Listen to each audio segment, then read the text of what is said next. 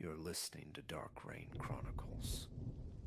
The rain hides many things, but it also remembers. Secrets washed away, voices swallowed by the storm. These are the stories it brings back, and tonight, you will hear them.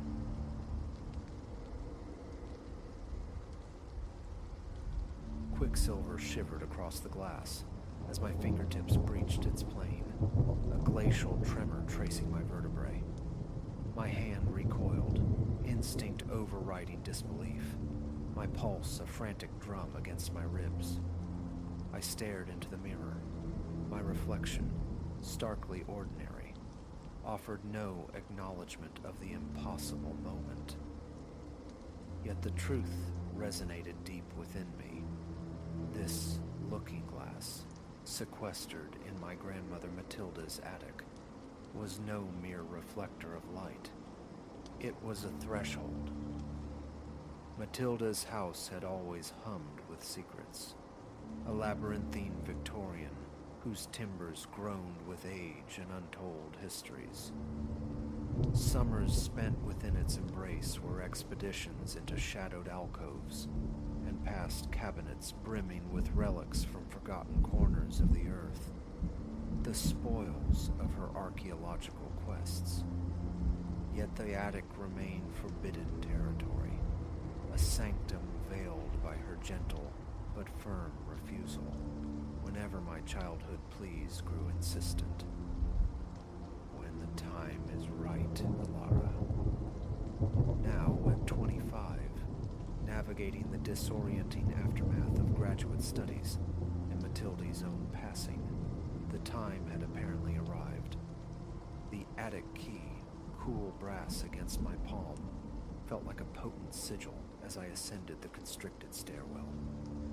Dust motes performed a spectral ballet in my flashlight's beam. Perhaps I anticipated finding trove-filled chests, yellowed journals chronicling desert digs and jungle temples. What greeted me instead was a gallery of reflections. Mirrors cluttered the space, leaning against steamer trunks, suspended like captive moons from the rafters. Mirrors of Baroque extravagance and austere simplicity, their frames whispering of distant lands and bygone eras. Dominating the room's heart, however, was one singular piece. Taller than I stood, framed in intricately wrought silver that depicted twining, thorny vines. It emanated a subtle, internal glow within the gloom. Drawn towards it, I watched my own image ripple, distorting as if viewed through leagues of moving water. Compelled, fascinated, I reached out. My finger met no resistance, sliding through the surface as if piercing cool mist.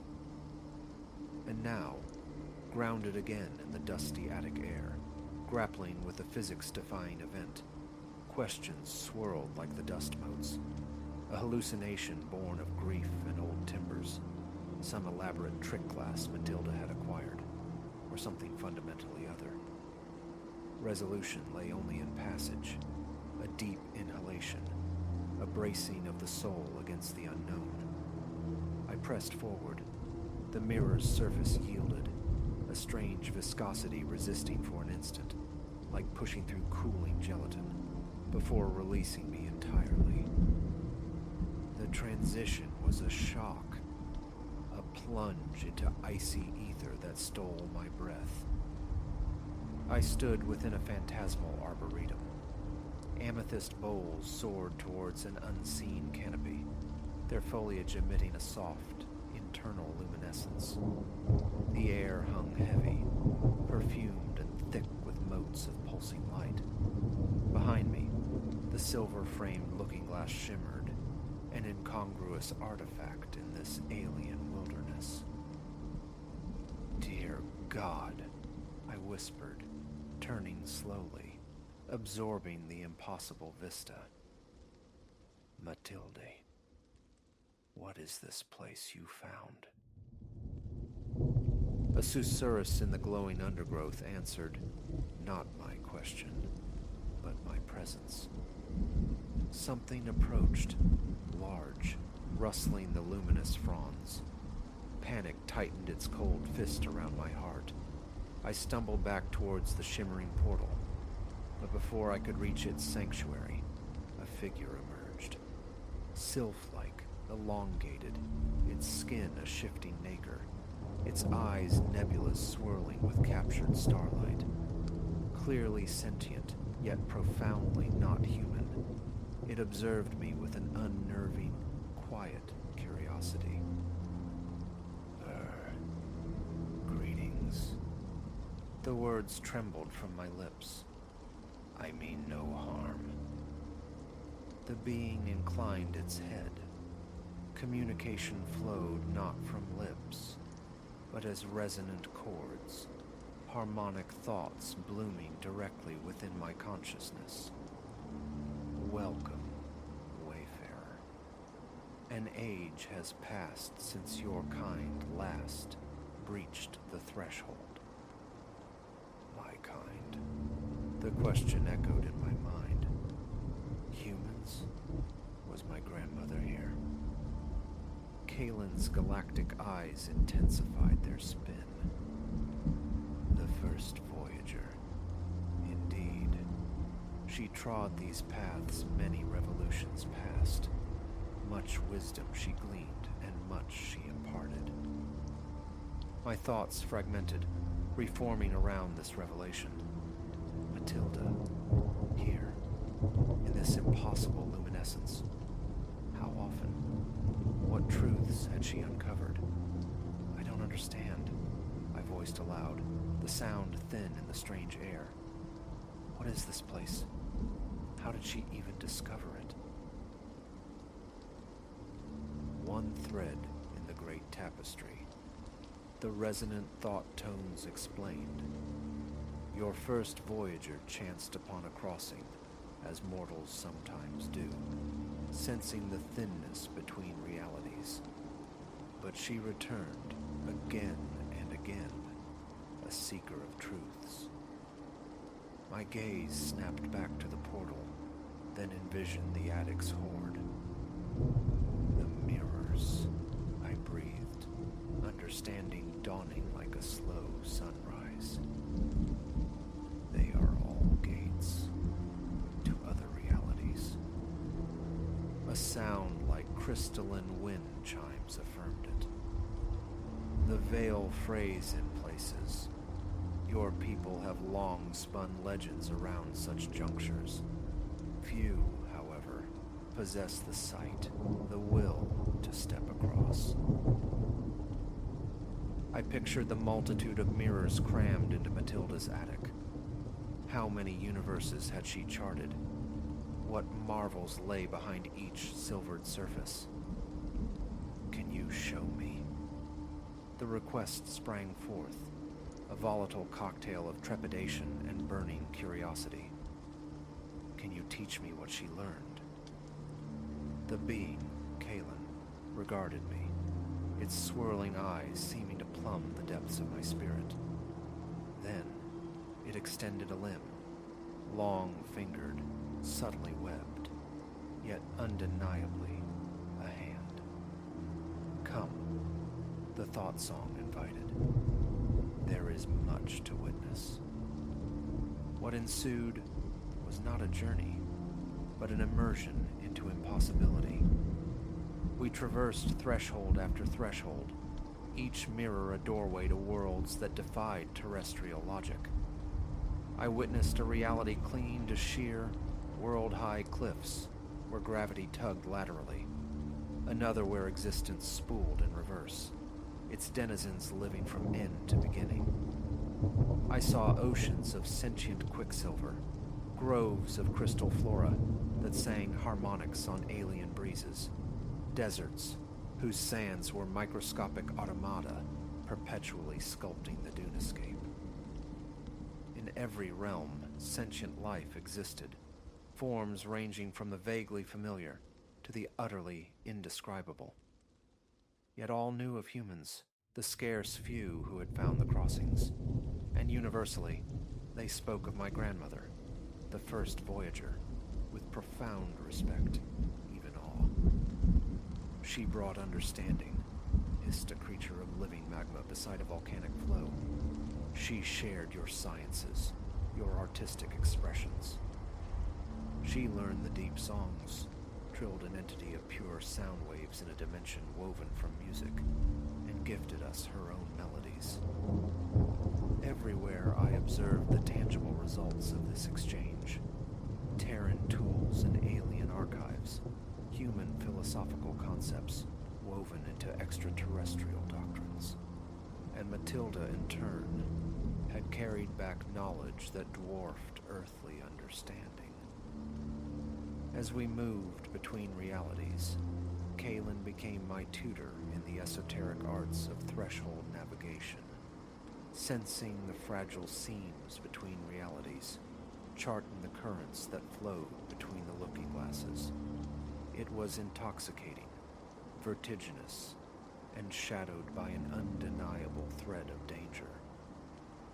Your grandmother possessed an uncommon resonance, Kaelin conveyed as we paused in a field of softly glowing, bioluminescent grasses.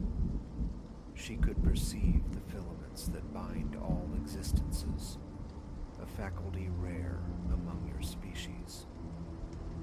I plucked a luminous stem, watching its gentle pulse against my palm. Do I have it? That resonance? Kaelin's eyes swirled, considering. The potential lies dormant. It requires cultivation, dedication. Your first voyager devoted lifetimes to honing this perception. My former life, career path, social circles, carefully laid plans, seemed impossibly distant, rendered trivial by the cosmic panorama unfolding before me. I want to learn, I stated, the conviction solidifying within me. I need to see it all, to comprehend. Kaelin chimed softly. It is an arduous path. To walk between worlds is to be irrevocably altered. You will encounter wonders that shatter belief and perils beyond reckoning. I nodded, fear and exhilaration churning within. I understand, but I have to. For Matilda, if for no other reason. Very well, Kaelin resonated. Let your true tutelage commence, fledgling. We journeyed for spans that defied conventional measure. Weeks, perhaps months, or even years in the fluid temporality between realms. Kaelin imparted the hidden syntax of the veil, the complex mathematics governing dimensional transit, the sprawling, interwoven history of the multiverse. I learned of the conclave of spheres, an interdimensional council Matilda had been instrumental in founding. I encountered other Veil Walkers, discovering our kind were exceedingly rare. And constantly, the narrative returned to Matilda. The peace accord she'd brokered, the paradigm shift she'd inspired, the very boundaries of possibility she had relentlessly pushed. She wasn't just an archaeologist. She was an architect of inter-reality relations, an explorer of existence itself. With this deepening knowledge, my own perception shifted, just as Kaelin had warned.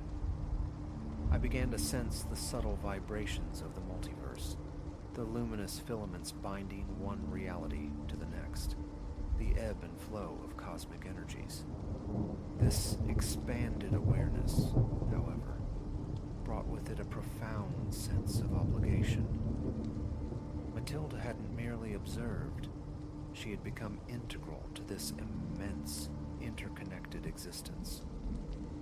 Now, undeniably, that legacy was settling onto my own shoulders. Finally, Kalen led me back to the amethyst forest, the silver-framed threshold pulsing softly nearby, a gateway back to Earth. You have learned the primer, Ilara. The thought song resonated. Yet this is but the first step. The way of the Veil Walker is unending, its trials profound. I nodded, consumed by a strange blend of weariness and electrifying potential. What now? Fife, now the choice resides with you. Return through the glass to the life you knew, carrying this awareness, or embrace the infinite path, become a true Veil Walker, as she was. I gazed into the mirror. My own face looked back, but behind it, reflected in my eyes, swirled the phantasmagoria of countless worlds, the shimmering web of the cosmos. The life I'd left felt like a faded photograph, a story read long ago. Could I truly return, knowing this? Could I turn away from the infinite wonder, the inherited responsibility? As I looked deeper, seeing the endless threads connecting all things, the answer became clear. I'm staying, I declared, turning from the portal's lure to face Kalen. There's too much yet unseen. Matilda's journey requires a successor. Kalen's nebula eyes seemed to brighten, swirling with an energy I now recognized as approval.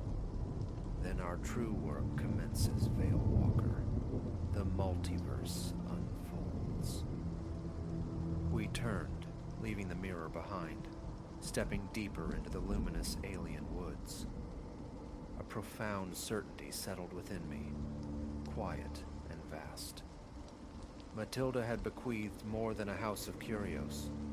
She had left an inheritance of realities, a duty whispered across dimensions.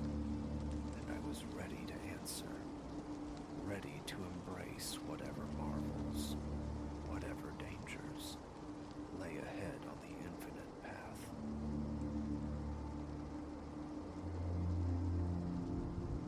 The illusion of my own discernment shattered that night, fractured like rain-streaked glass under the weight of a truth I never saw coming.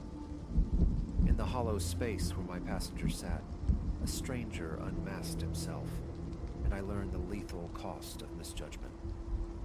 My name is Ilara.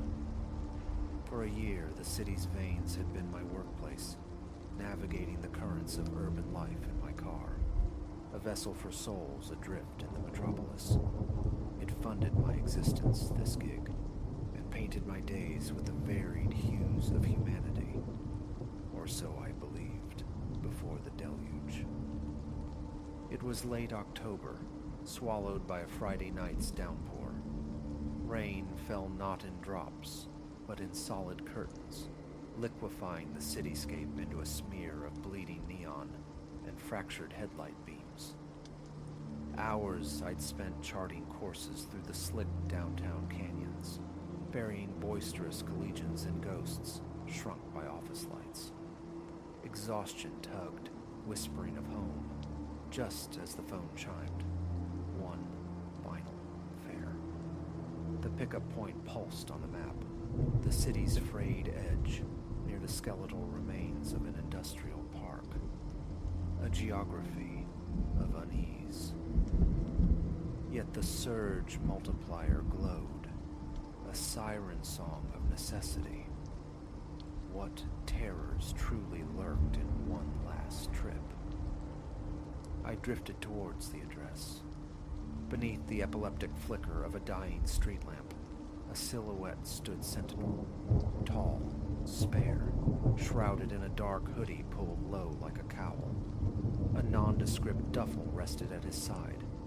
A tremor ran through me, a primal urge to accelerate, to dissolve back into the rain-lashed anonymity.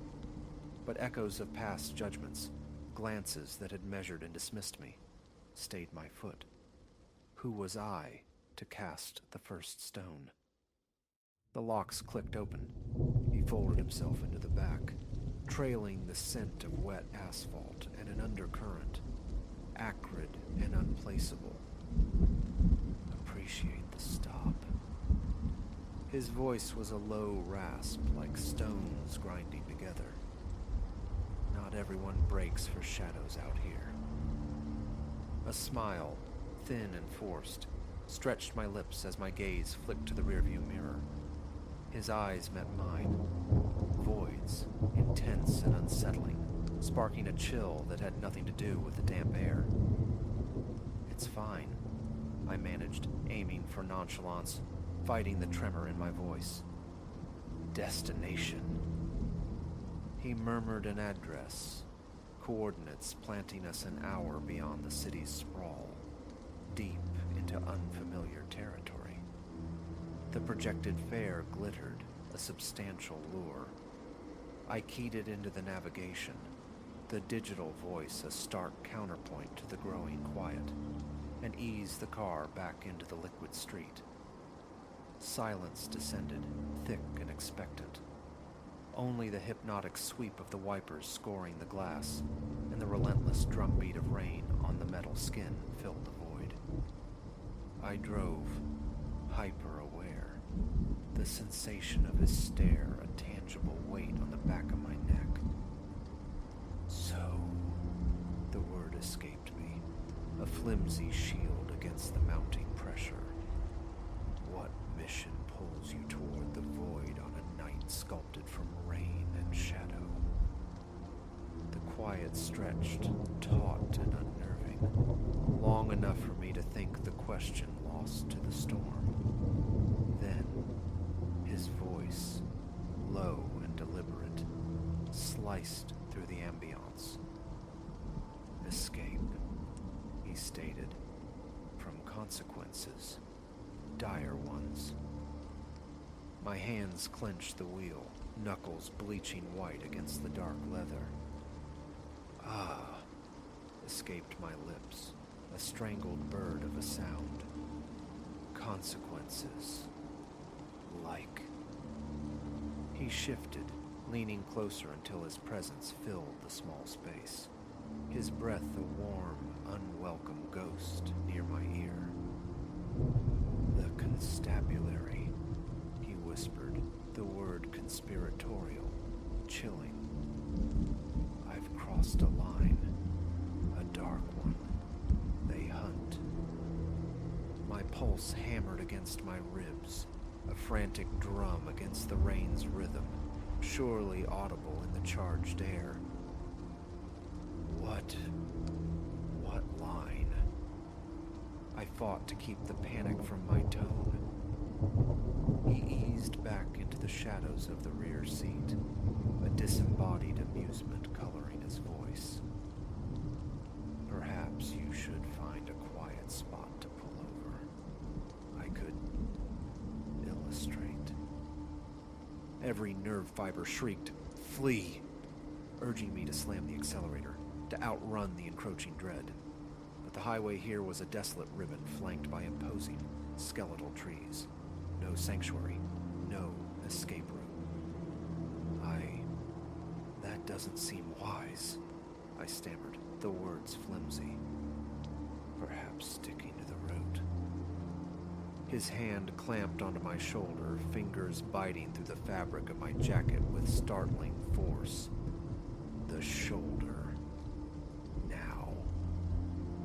His command left no room for argument. I obeyed, the tires sinking slightly into the sodden earth at the road's edge. The instant the car stilled, he was a blur of motion, exiting his door, circling to mine. My fingers scrabbled for the lock, a futile gesture. He wrenched the door open, his grip transferring to my arm, hauling me out into the relentless downpour. My feet tangled. I pitched forward, landing hard on my knees in the cold mire. Through a curtain of rain and hair, I looked up.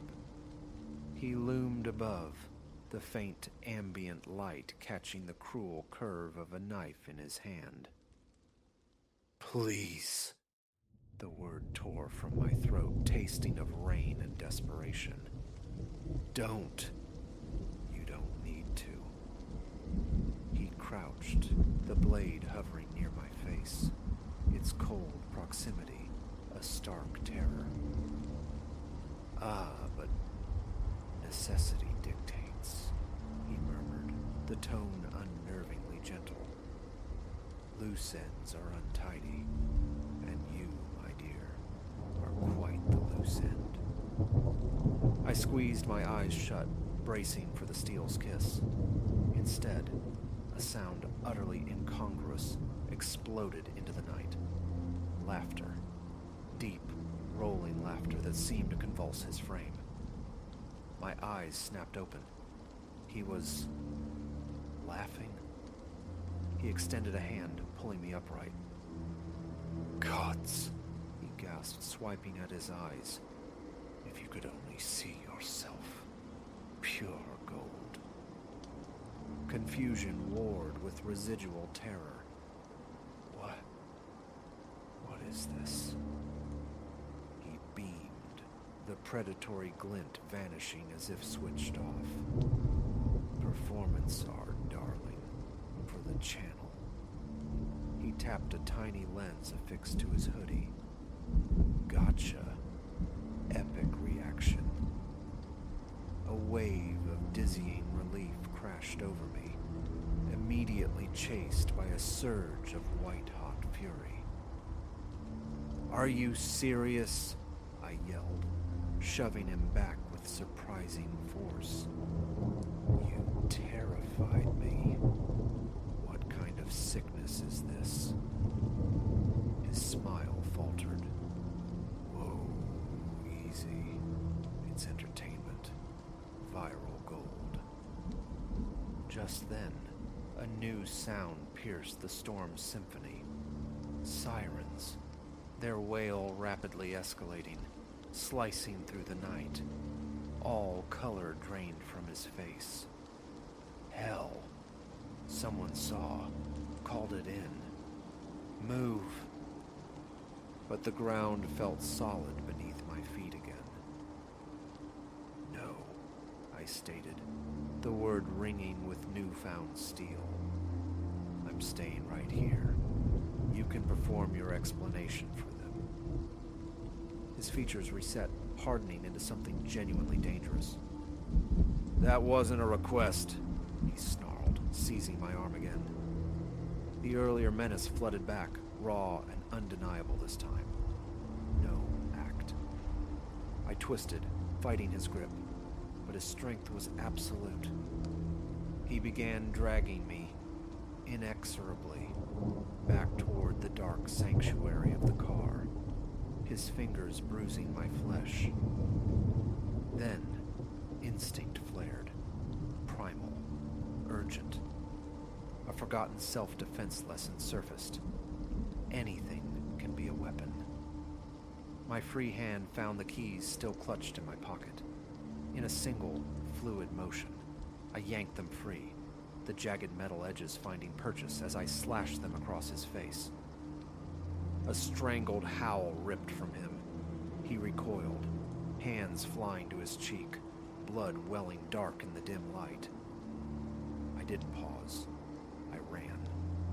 Launched myself down the slick asphalt ribbon, towards the nearing crescendo of sirens. His heavy footfalls pounded behind me, a terrifying rhythm chasing me through the storm, but pure, unadulterated fear lent wings to my feet. Headlights sliced the deluge ahead. The police cruiser materialized, its flashing blues painting the rain in frantic strokes. I waved, screamed, a raw sound torn from my lungs. Tires shrieked on wet pavement. Two officers burst out, weapons leveled. "Down! On the ground!" one commanded. I collapsed, chest heaving, heart trying to batter its way out. Behind me, sounds of struggle, guttural curses, then the sharp, definitive click of restraints. Hands helped me rise. I turned, trembling, just in time to see Silas being forced into the cruiser's cage. His eyes found mine across the rain-swept distance, burning with an incandescent hatred. "Ma'am, are you injured?" An officer's voice, calm, professional. A coarse blanket settled over my shivering shoulders. I nodded, the motion jerky, uncontrollable. Think I'm okay. Thank you. The hours that followed dissolved into the sterile light of the police station, the recounting of events punctuated by lukewarm coffee. His name, they told me, was Silas Vance. The pranks were a documented pattern, escalating towards violence. The duffel bag yielded its grim inventory: rope, heavy-duty tape, restraints. His performance had merely been the prelude. A detective, his face etched with weariness, approached later. "Miss Thorne," he began, his tone gentle. "I understand this ordeal. It's profound. But you should know, your courage tonight likely prevented far worse. Vance has been a ghost, always dissolving before we could close in. You stopped him. You may well have saved lives." The words landed strangely, failing to penetrate the thick fog of shock. All I felt was the chilling proximity of oblivion, the ghost of a headline that might have been. The subsequent days bled into weeks, normalcy, a distant shore. Behind the wheel, phantom threats lurked in every shadow. Locks were tested, retested. Each new face in the rearview mirror was filtered through a lens of suspicion. Yet, slowly, painstakingly, aided by therapy's careful excavation in the bedrock of loved ones, healing began. I learned the crucial distinction between intuition and prejudice, the vital necessity of prioritizing self-preservation over ingrained politeness. The ride-share chapter closed definitively. My energy pivoted, channeled into advocating for safeguards, for listening to that inner alarm. I spoke my truth, hoping my narrative might arm others against the Silases of the world, validating the quiet whisper of unease. That night of torrential rain irrevocably altered the landscape of my life, yet it also unearthed a resilience I hadn't known resided within me. Caution is now my co-pilot, yes, but fear will not take the wheel, because for every shadow like Silas that flickers at the periphery, there exists a constellation of genuine human connection, and that truth, luminous and enduring, is the light to navigate by, even when the world outside is drowning in darkness.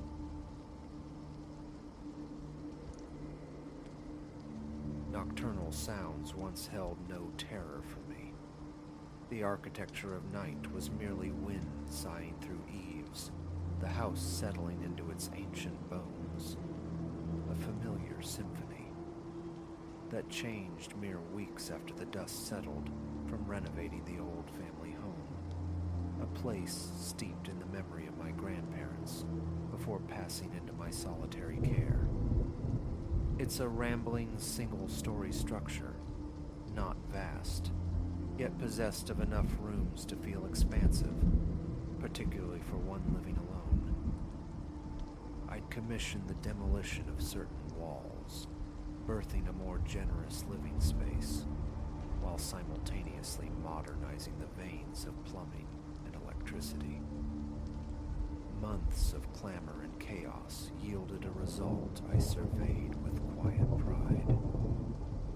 Then the disturbances began, subtle invasions into the meticulous order I impose upon my surroundings. One evening, midnight having chimed unnoticed as I lost myself in a show, I commenced my nightly ritual. Lights extinguished, a final patrol of the doors, ensuring each portal was secured, latched, inviolate. My bedroom lies down a brief corridor, adjacent to the bathroom and a seldom-used guest room. Habit dictates the guest room door remains shut. Its vacancy offers no reason for openness. That night, the memory is crystalline. I pushed it closed, felt the distinct click of the latch engaging. Then to my own room, its door shut behind me, and sleep's embrace. Around the third hour past midnight, a bodily need pulled me from slumber. Silence reigned. The hallway light remained off, though a diminutive nightlight in the far bathroom cast a faint beacon for navigation. Stepping into the corridor's cool air, my gaze snagged on a sliver of luminescence bleeding from the guest room threshold. I halted, a dull, unfamiliar pressure blooming in my chest. That door stood wide open. I know, with unshakable certainty, I had closed it. My hand sought the wall switch, flicking it. Under the sudden glare, the truth was undeniable. The guest room door gaped open. Nothing else appeared disturbed. A cautious inspection revealed an empty room, floors bare, the space utterly mundane. A shrug, a rationalization. Houses breathe, warp, settle. Perhaps the latch hadn't fully caught.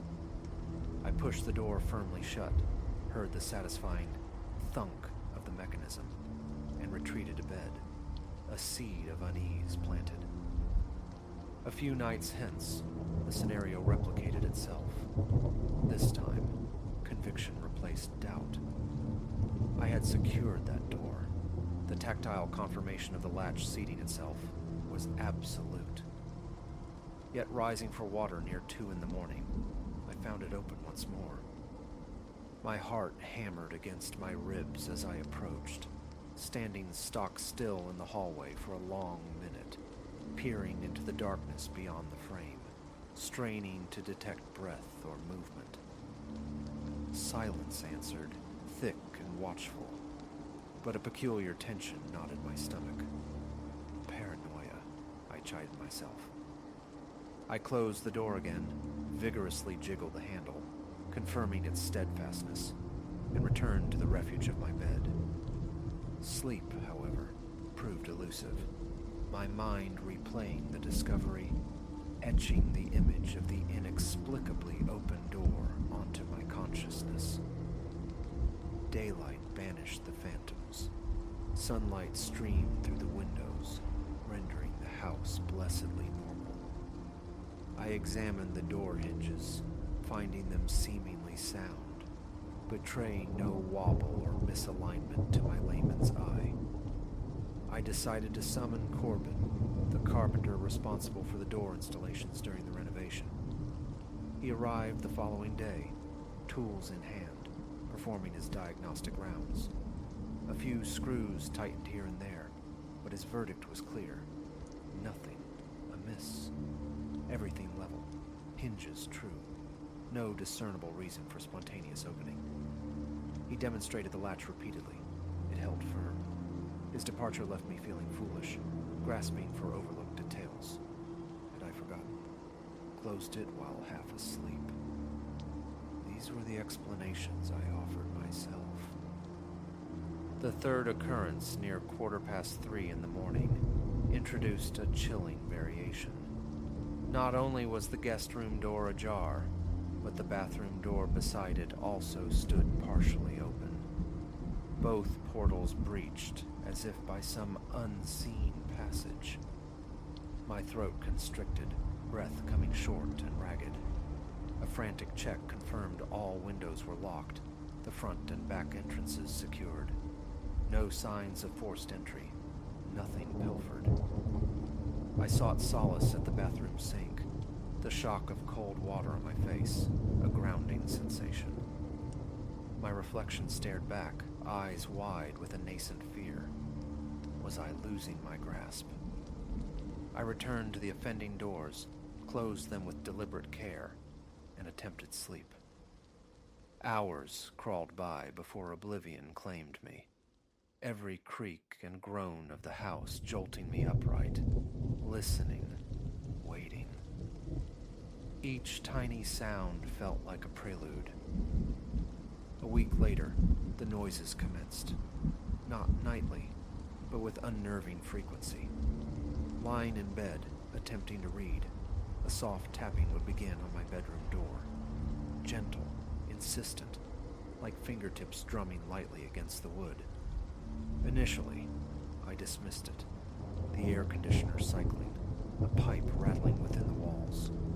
But whenever I rose, pressing my ear to the door, the tapping ceased instantly. Sometimes in its place, I'd feel a faint, fleeting vibration thrumming through the wood, a brief tremor that vanished as quickly as it came. My scalp would prickle, adrenaline surging hot through my veins. I'd stand there, barefoot on the cool floor, pulse frantic, then wrench the door open, hoping to catch something. Always, the hallway stretched empty before me. Lights blazing revealed nothing. No footprints, no disturbance, just vacant space. One night I resolved to keep vigil.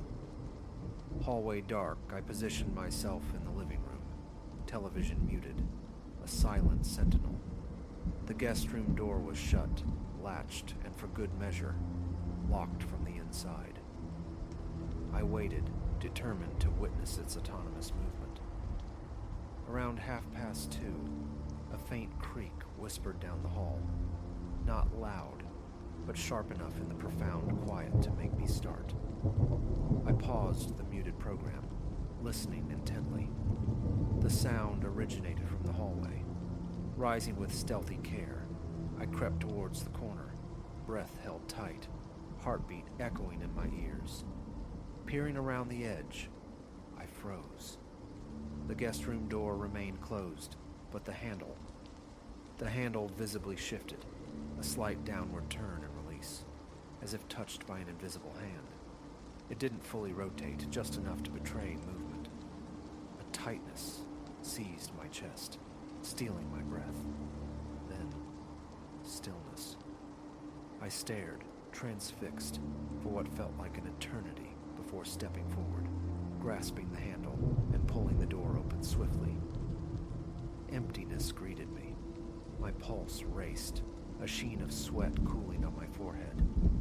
I entered, switched on the lamp, scanned the interior. Closet empty, windows secure. The air hung stale, tinged with the lingering ghost of renovation paint.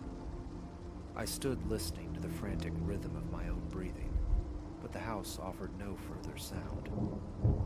Eventually, I extinguished the light, retreated, shutting the door firmly behind me. Back in the living room, I noticed the tremor in my hands, my mouth dry as dust. Water from the fridge did little to quell the internal shaking. Sleep was a forgotten country for the remainder of that night. The following day became an exercise in forensic scrutiny. Flashlight in hand, I examined every millimeter of that door. Hinges tight, wood uncracked. The latch clicked precisely, holding fast. I inspected the frame, the floorboards adjacent, searching for warping, for any subtle misalignment. Nothing. I produced a level. Its bubble floated perfectly centered, mocking my suspicions. I extended the inspection to the bathroom door, then every other interior door. No obvious flaws presented themselves. Standing there, armed with tools and a growing sense of desperation, I felt ridiculous, yet compelled to find a tangible cause.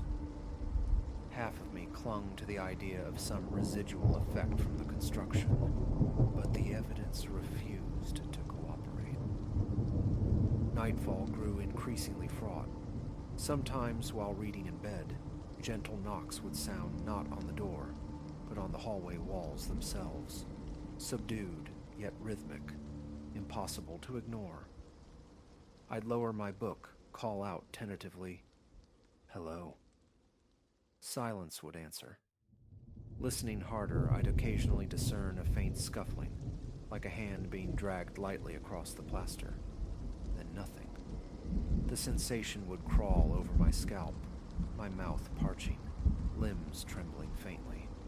Rising, opening my bedroom door, peering into the shadowed corridor, sometimes empty, sometimes revealing one of the previously secured doors, standing slightly ajar. A moment of paralysis would grip me, advance, or retreat and lock myself in. Invariably, a morbid compulsion drove me forward. Slow steps, flipping switches, bathing the space in light, only to find absolute vacancy. The instant I moved to investigate, the sounds evaporated. After one particularly tense night, I confided in a friend, a former security guard. Had I seen footprints? Did I have an alarm? I recounted the fenced property, the secure windows, the motion-activated exterior lights. No uninvited guest could approach undetected. He suggested indoor security cameras, a logical step to capture either an intruder or the phenomenon itself. The idea offered a sliver of control. I acquired 2 compact cameras, linked to my phone, positioning them strategically in the hallway to monitor both the guest room and bathroom doors, adding a third in the living room for broader coverage. The first night under surveillance brought a fragile sense of ease, the small, blinking LEDs offering a semblance of technological guardianship. Hallway light off, both doors shut, latched, locked from within as per my now rigid routine. I settled into bed, phone beside me, awaiting motion alerts. Near 2 a.m., a faint click echoed from the hallway, followed by a soft, protracted creak. My stomach clenched. I snatched the phone. No notification. I accessed the live feed. The cameras displayed an empty, still hallway. Nothing moved within their digital gaze. Frowning, I listened again. Silence. Cautiously, I rose, eased my bedroom door open, and looked. The bathroom door was open, just a hair's breadth. The guest room door remained shut. The camera, aimed directly at the threshold, had registered nothing. Stepping forward, illuminating the scene with my phone's light, I confirmed the bathroom door was indeed cracked open perhaps an inch, revealing a sliver of tile glinting within. Moving into the hall, I checked the camera again. Feed active, functional, yet inexplicably untriggered. I pushed the bathroom door fully open. Darkness, emptiness. A chill traced its way down my spine as I entered, half expecting a figure lurking behind the shower curtain. Nothing. I scanned the room, flipped the light switch, confirming my solitude. My legs felt unsteady, jaw tight. Returning to the hallway, I shut the door, meticulously readjusted the camera angle. Sleep remained a distant shore. The ensuing days fell into a maddening pattern. Doors discovered open despite absolute certainty of their closure. Soft knocks, gentle, fleeting taps. That unnerving vibration felt through the wood when I dared press my ear against it. Each attempt to capture definitive proof on camera failed. The recordings showed me a hesitant figure moving through the house, opening doors, shining lights, but never the initial autonomous movement. It was eroding my sanity. I double-checked settings, ran daytime tests. The cameras functioned flawlessly, recording my every passage. Yet, during the crucial nocturnal hours, they remained stubbornly blind to these subtle, chilling events. I began to perceive the temporal pattern, the activity confined almost exclusively to the hours between 2 and 3, occasionally stretching towards half past. Daylight hours were utterly benign. Doors stayed shut. Nothing rattled. If it were mere atmospheric pressure, temperature shifts, humidity. Why this specific narrow window in the dead of night? Why not during the sweltering afternoons? The thought of calling Corbin again surfaced, only to be dismissed. His answer would remain unchanged. The doors were mechanically sound. This wasn't about hinges or latches. I exist now in a state of wary acceptance. Sleep is attempted, but any sound snaps me awake. Adrenaline a familiar jolt. My muscles tense, heart pounding its frantic rhythm as I walk that hallway corridor to check. Sometimes the tapping is so faint, I question my own senses. Other times, its clarity is undeniable, irrefutable. No intruder has ever been seen, no evidence of forced entry found. Morning always brings a return to normalcy. The only lingering sign, those doors I meticulously secured, found inexplicably open. Explaining this to others is a fruitless endeavor. Skepticism or accusations of paranoia are the usual responses. But I know what I experience. Living alone sharpens awareness. I am hyper-vigilant about locking those doors. I've tested them, replaced locks. The phenomenon persists. Logic offers no purchase. Countless nights have been sacrificed to futile attempts at capturing proof. It's real, yet intangible. The faint vibrations felt through the wood are perhaps the most unsettling. That tactile hint of presence, a gentle push or tap from the other side, dissolving into nothingness the moment the door is opened. Whether this haunting is tethered to the renovation's disruption, or if I've simply become attuned to pre-existing strangeness in the newly altered space, I cannot say. Perhaps it is the settling of new materials, contracting in the night's cool breath, a persistent fluke. But Corbin's dismissal echoes. No physical fault. This leaves only questions, swirling like dust motes in the dark. All I know is the relentless continuation, the gnawing unease. Each night I dread waking to find another door breached, another silent testament to the inexplicable. I cling to the hope of rational explanation, a minuscule gap missed, an unseen air current strong enough to defeat a latch. But the memory of that distinct click, the solid feel of the mechanism engaging, argues otherwise. The house stands solid, its components new. It's a quiet madness, and I seem powerless to stop it. For now, I endure. Sweat still beads on my palms during those nocturnal patrols. Sometimes I try to ignore the sounds, bury my head, but the twin spurs of curiosity and fear inevitably drive me from bed. I open doors that should be sealed, braced to find something. But the discovery is always the same. Empty space. That is my reality. Locking, checking, watching, only to find them open between 2 and 3 in the morning. Hearing taps, feeling vibrations, seeing nothing. It is profoundly creepy, utterly baffling, undeniably real.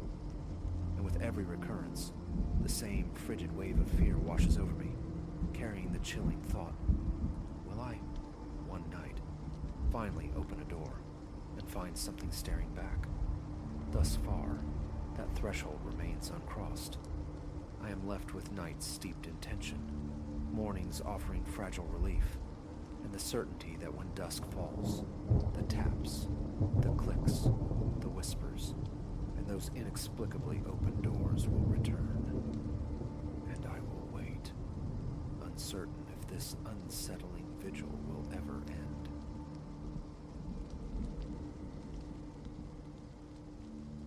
It began, as these things sometimes do, with an unremarkable Tuesday evening.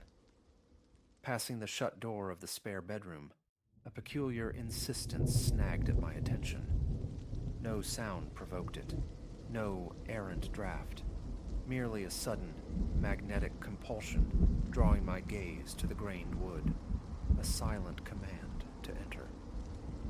Yielding, I pushed inward, bathing the space in the stark overhead light. The room presented its usual tableau: the untouched guest bed, a modest pine bureau, the thick, light-devouring drapes drawn across the window. Yet, an intangible tension saturated the air, a static charge prickling my skin. I lingered, expectant, attuned to the nameless disquiet churning in my gut, but the room offered only silence. With a sigh that felt inadequate, I extinguished the light, retreated, and secured the door, presuming the odd impulse spent. Mere days later, necessity drove me back. An old valise, stored within the bureau's depths, was required. It was then I saw them, the curtains. They stirred, a subtle undulation rippling through the heavy fabric.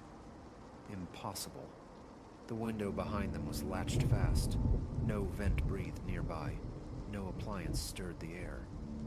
I watched, captivated, as the dark velvet shifted with a slow, almost deliberate cadence. For a fleeting, horrifying instant, the draping folds conspired, puckering into a distinct shape. A wide, upward curve disturbingly reminiscent of a Cheshire grin. I blinked hard, rubbed my eyes against the illusion.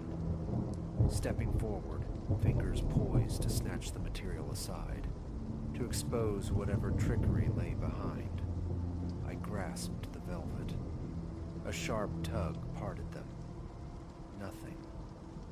Only the impassive glass of the window pane, securely locked against the world. A frisson of cold traced my nape. My gaze swept the quiet room again before I drew a ragged breath, reasoning away the phantom smirk as pareidolia, a trick of shadow and fold. I retrieved the valise, shut the drawer, and made my exit, the unease clinging like damp wool. That night, the ritual of brushing my teeth became a screen for the persistent afterimage. Each blink conjured the unsettling curve etched in velvet. I tried anchoring my thoughts to the mundane, tomorrow's appointments, an outstanding utility bill. But the shape remained, superimposed on my mind's eye. Sleep, usually a swift surrender, proved elusive.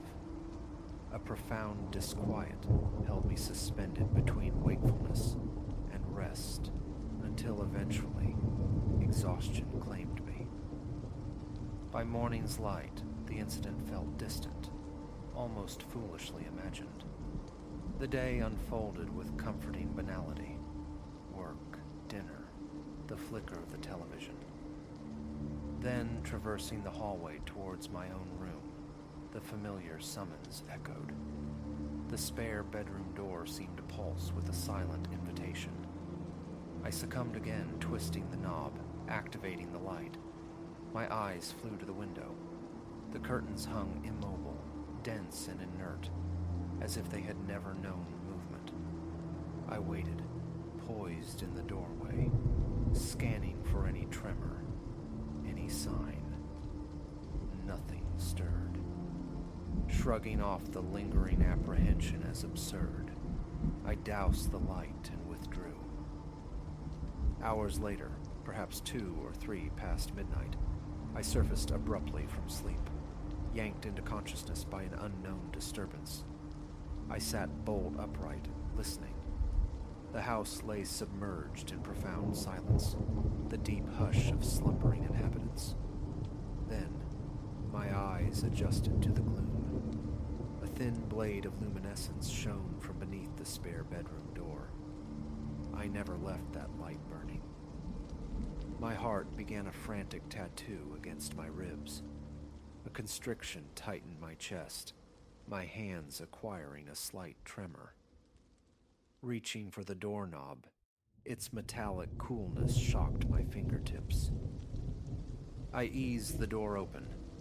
The overhead fixture was dark, yet a diffuse glow emanated from the window, perhaps cast by a remote street lamp.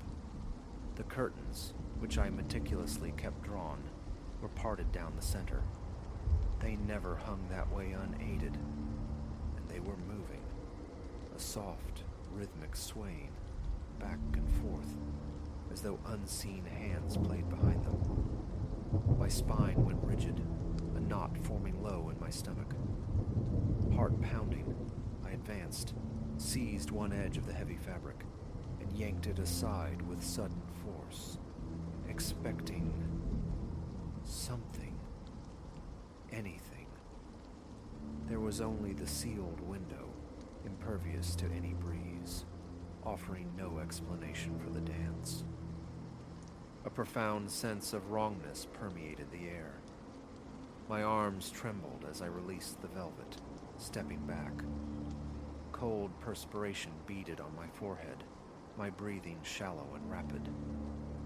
I backed out of the room, instinctively flicking the light switch, which, inexplicably, was now in the on position, though the bulb remained dark. I pulled the door firmly shut, the click echoing in the stillness. In the hallway, I fought to regain control of my respiration before retreating to my own bedroom, locking the door behind me. Sleep was impossible for hours. My mind raced, replaying the scene, struggling to reconcile the irrational movements, the phantom light, the persistent sense of violation. Had I forgotten the curtains, misremembered the light switch? Logic warred with the visceral certainty that something deeply unnatural was unfolding. The following days saw me actively circumventing the room. The mere thought of entering, of witnessing that disquieting sway, that implied smirk, filled me with a low-grade dread. I clung to routine, work, errands, evening television, but the hallway passage became fraught. Each time I passed the door, a pressure built in my chest. My gaze would flick involuntarily towards it, and sometimes, just sometimes, I'd fancy I heard a faint, silken rustling from within. House settling, I told myself. Wind, though the air outside was often still, yet the sounds felt specific, localized, unlike any the old house had made before. One evening, resolve hardening, I decided to confront it directly. Armed with a heavy-duty flashlight, I marched into the spare bedroom. I flipped the main switch, still unresponsive, and swept the flashlight beam across every surface, probing corners, scrutinizing the floorboards. I shifted the bureau, searching for hidden vents or drafts. Nothing. I meticulously examined the window seals. Locked, airtight, no discernible breaches.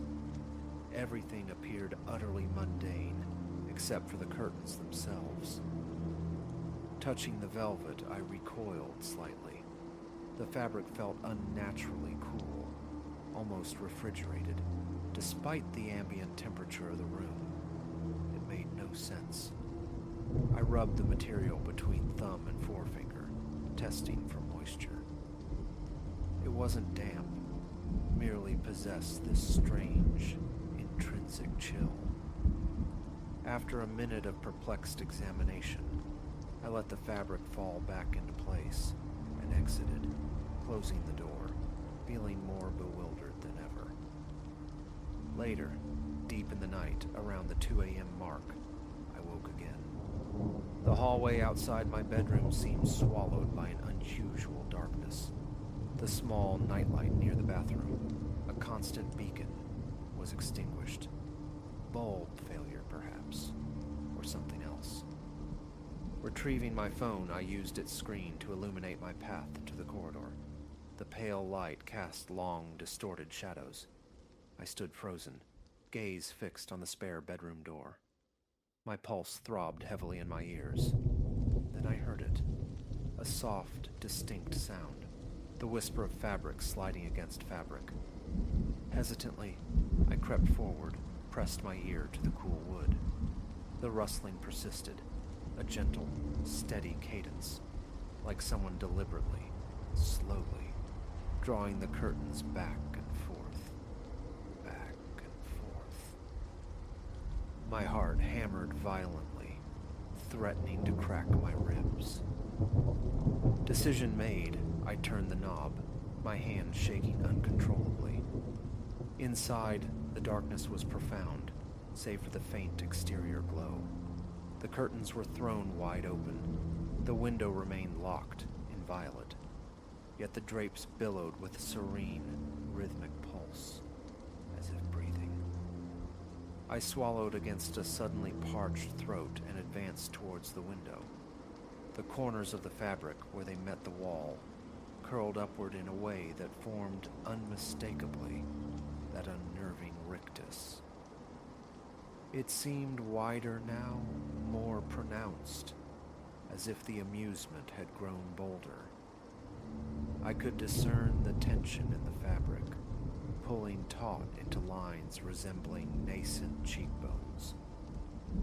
For a paralyzing moment, I was immobile, transfixed by the sight. Then, a surge of desperate energy propelled me forward. I seized the curtain with both hands, intending to smooth it flat, to force it into stillness. It resisted. The velvet slid against my palms, a subtle, insistent pressure pushing back, brushing against my arms with an almost playful defiance. I tried to pin it against the wall, but it billowed outward again. Retreating a step, eyes locked on the undulating fabric, I felt the fine hairs on my arms and neck prickle. My breathing grew shallow, ragged. Rational explanations flickered, temperature differentials, static electricity. But the locked window, the deliberate rhythm, the shape, it felt sentient. My gaze darted around the room. The bed stood silent sentinel, the walls impassive. Only the curtains lived with this uncanny, ceaseless motion. Enough. I would remove them entirely. Dragging a wooden chair from the corner, I positioned it beneath the curtain rod and clambered up, hands unsteady as I reached for the top edge. The metal rings securing the velvet to the rod required a firm tug. They jingled protestingly. As I worked, the curtain shifted again, brushing my forearms like a final, soft refusal. My legs felt watery beneath me. Ring by stubborn ring, I wrestled the heavy drape free until, finally, it detached completely. Climbing down, I flung the mass of velvet onto the bed, then stepped back, panting slightly, staring at the now naked window. The night outside was a canvas of deep indigo, punctuated by the distant sodium glow of a street lamp. Nothing else seemed amiss. Sweat slicked my skin. My heart still raced, but a wave of profound relief washed over me. It's gone, I thought. The source is gone. I bundled the offending fabric into a large plastic refuse sack, knotted it tightly, and deposited it in the hallway before firmly closing the spare bedroom door. The next day, I visited a department store and purchased entirely new window dressings. Different color, lighter material, a conscious break from the past. Installing them that afternoon felt almost cathartic, though tinged with absurdity. My imagination, I reasoned, had simply run riot. Perhaps the old curtains possessed some unusual static property, or the rod itself had been subtly warped, inducing movement. Whatever the mundane cause, the problem was surely solved. That night, however, settling into bed, a familiar knot of anxiety tightened in my stomach. The sense of resolution felt fragile, unconvincing. Around midnight, a sound jolted me, not rustling this time, but a distinct wooden creak, like a hinge protesting. Rising, I crept to the hallway. The spare bedroom door stood ajar. I knew, with chilling certainty, I had closed it. My heart resumed its frantic drumming. Standing at the threshold, I peered into the darkness. The new curtains, pale beige linen, were drawn shut. I reached for the light switch. My fingers found it, flipped it, but the room remained plunged in shadow. The bulb, or something more fundamental, had failed. Raising my phone, its beam sliced through the dark. The new curtains were swaying, gently, yes, but undeniably, moving. No open window, no fan, no explanation. They were moving. A wave of nausea churned within me, my breath catching in my throat. Step by hesitant step, I approached the window, palms slick with cold sweat. The linen panels shifted back and forth, caught in that same slow, hypnotic rhythm. And then, horrifyingly, the fabric began to pucker near the center. Folds gathered, converged. A smaller, nascent version of the grin I thought I'd banished started to take shape. My blood ran cold. A primal urge to tear them down warred with a paralyzing terror. I stood rooted, watching the unnatural contours define themselves. The grin widened, minute by minute, and a subtle convexity pushed forward from behind the linen, as if something unseen were leaning into the room, testing the barrier. My throat constricted, breath hitched. I thought I might suffocate on sheer fear. Finally, instinct overriding paralysis, I lunged. Grabbing the center of the curtains with both hands, I yanked downwards with all my strength. A sharp crack echoed as the mounting rod tore free from the plaster. The linen crumpled in my grasp. I stumbled backward, colliding sharply with the bureau, nearly losing my footing. The curtains slithered from my grip, pooling on the floor. My phone's flashlight beam jittered wildly, painting frantic arcs across the walls. The broken rod clattered onto the hardwood, the sound hollow and final. I fled into the hallway, slamming the spare bedroom door shut, fumbling with the lock until it clicked home. My entire body shuddered uncontrollably. There was no denying it now. Something resided in that room. Its nature remained opaque, terrifyingly so, but its reality, or the reality of its effect on the space, was inescapable. The rest of the night passed in the harsh glare of the living room lights, every creak of the house jolting my frayed nerves.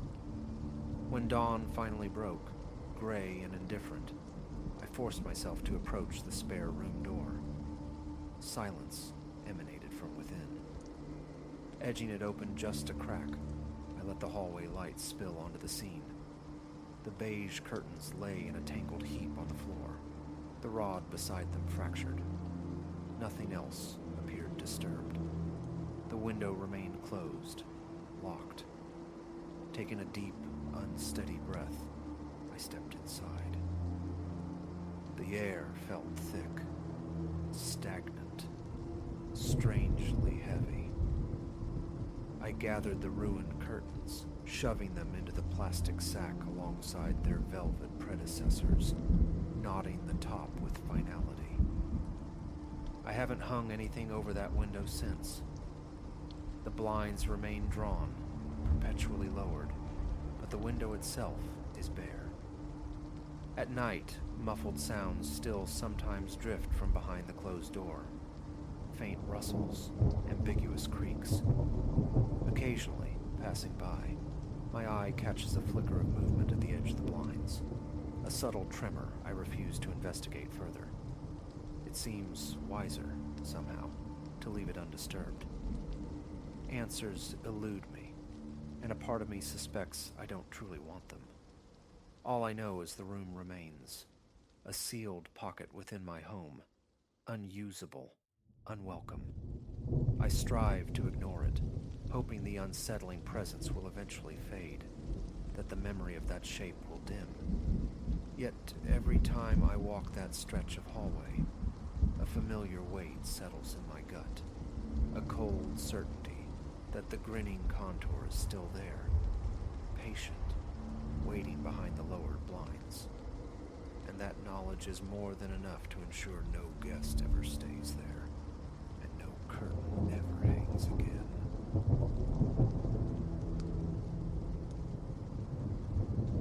That a phone might actually ring within the rusted confines of that old booth defied all local logic. Disconnected for ages, everyone said. No current, no service, a hollow shell.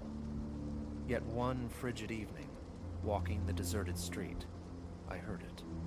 A sharp, insistent ring that sliced through the profound quiet, making something tighten deep in my chest. It was utterly impossible. And in that instant, my comfortable assumption of normalcy in this town began to fray. My name is Elias. I arrived 6 months prior, summoned this sliver of a town to lend a hand at my uncle's auto garage. His enthusiasm for grease and engines had waned with age, leaving me to manage the infrequent customers, perform minor surgeries on ailing vehicles, and impose a semblance of order. The work isn't thrilling, but the languid tempo suits me. There's just the one main artery through town, a solitary tavern, a scattering of weather-beaten facades. Lights blink out early. Nights, when sleep eludes me, offer little beyond television's flickering glow or solitary ambles through the stillness. That skeletal booth squatted on the corner, a relic beside the boarded-up husk of a convenience store, its windows blinded by plywood sheets, scrawled with graffiti, long bleached by sun and rain. Rust bloomed along the booth's metal seams. The glass panels wore intricate webs of cracks. Inside, the telephone receiver dangled from a coiled metal cord, the surrounding paint chipped away like old enamel. Months ago, purely on a whim during daylight hours, I'd lifted it. Dead air. Utterly lifeless, or so I'd presumed. Then came that night. A week passed. Returning from the tavern, the taste of 2 beers lingering, the air biting my cheeks. Usually, I'd take the shortcut home via a side lane, but an inexplicable urge diverted me towards that corner. Proximity brought the sound, a strident, jarring ring that stopped me cold. I stared. The booth stood starkly illuminated by a sputtering streetlight, and unquestionably, the phone inside was ringing. A quick scan revealed empty sidewalks, the darkened storefront a void. No one else was near. Hesitantly, heart beginning a heavy drumbeat against my ribs, I approached. It wasn't fear of a telephone precisely, but the sheer wrongness of it. The booth door groaned open on corroded hinges. As I lifted the receiver to my ear, the ringing ceased abruptly. Silence descended, absolute save for the sound of my own breath echoing in the confined space. "Hello," I ventured, then repeated it. Nothing. Not even the whisper of static. It was like holding a void, a pocket of null sound. A chill traced its way up my arms. I replaced the handset and retreated. The following day, I wrestled with the memory, attempting to dismiss it. Mentioning the ringing phone to my uncle earned only a dismissive shrug, mumbled theories about crossed wires, or perhaps the effects of the beer. His disinterest was palpable. A couple of neighbors offered only peculiar glances, when I broached the subject. One old-timer alluded vaguely to stories surrounding the booth, but grew instantly reticent when pressed. A seed of disquiet took root, refusing to be ignored. I resolved to pass by again that evening, needing to know if lightning, or whatever this was, would strike twice. Around 9, I stepped out into air cold enough to sting the inside of my nose. The streetlights performed their usual erratic flicker dance. Reaching the corner, I waited. 5 minutes stretched into 10. Nothing. Feeling foolish, a sentinel guarding a derelict box. I turned to leave. Scarcely had I taken 3 steps when the sound erupted again. That sharp, cleaving ring tearing through the night. Wheeling around, I thrust open the protesting door and seized the receiver. This time, breathing. Slow, deliberate inhalations and exhalations on the other end, as if someone were consciously suppressing speech. My heart leaped, a frantic pulse in my throat. Who's there? Silence, punctuated only by that steady respiration. My palms grew clammy. A strange stiffness locked my legs. Hello? Can you hear me? The breathing pattern shifted, accelerating slightly, before cutting off entirely. Dead air returned. I lingered a moment longer, profoundly disturbed, almost trembling. Hanging up, I walked away quickly, eyes sweeping the shadowed street, searching for unseen watchers. The pavement remained deserted. The defunct store exuded only lifelessness. Over the subsequent days, inquiries about the booth yielded little. Some townsfolk brushed me off, others displayed visible nervousness. An elderly patron at the tavern conceded hearing rumors of inexplicable calls originating from that spot, but volunteered no further details. A search through the meager archives at the town's tiny library proved fruitless. Local newspapers held no record of peculiar incidents at that corner. Yet, the whispers persisted. Murmurs circulated about the phone ringing despite its defunct status, about those who answered hearing only bizarre noises or profound silence. A few claimed to have discerned a whispered word, though tangible proof remained elusive. I'm a man of tangible realities, not given to flights of supernatural fancy, but the sheer inexplicability gnawed at me. Thus, I committed to monitoring the booth each night for the remainder of the week. Around the same hour, I'd take up my vigil. Several nights yielded nothing but the sight of the sad, abandoned booth under the unreliable glow of the streetlights. Then, on the 4th night, just as resignation began to set in, the ring shattered the quiet once more. I startled violently at the sound. Inside, I snatched the receiver. Hello. A faint crackle preceded the breathing, shallow this time. Irregular. I fought to maintain composure, my pulse racing. What do you want? The question felt absurd, yet demanded utterance. The breathing deepened, grew heavier. Then, something akin to a single word, muffled and indistinct, reached my ear. Sweat beaded on my forehead despite the chill. I can't hear you, I insisted. Speak up. The line abruptly fell silent, followed by a decisive click. Dead. Frustration surged through me. My fingers trembled. My throat felt parched. Driven by a new urgency, I began examining the booth's exterior. The telephone line where it emerged at the back was cleanly severed. The cable hung uselessly, clipped short. No physical connection existed. This discovery sent a jolt of primal fear through me. Stepping back, I stared from the sheared cable to the silent phone within its glass cage. Logic offered no refuge. A knot formed in my stomach. My thoughts spun.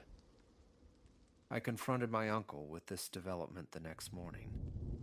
He sighed, weariness etched on his face, told me I was becoming consumed by it, and advised me firmly to let it rest. Stirring up old tales served no purpose, he insisted. Though he never elaborated on what he'd heard, a distinct pallor touched his features when I persisted. He deflected every attempt to return to the subject.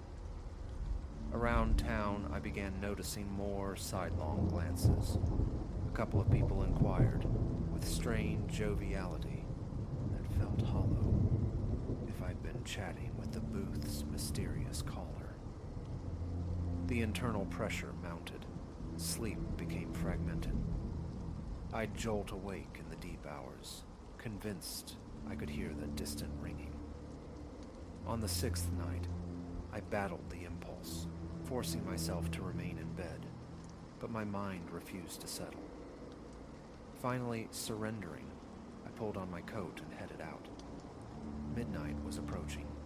The streets lay utterly deserted beneath a clear sky, the moonlight casting weak, flat shadows.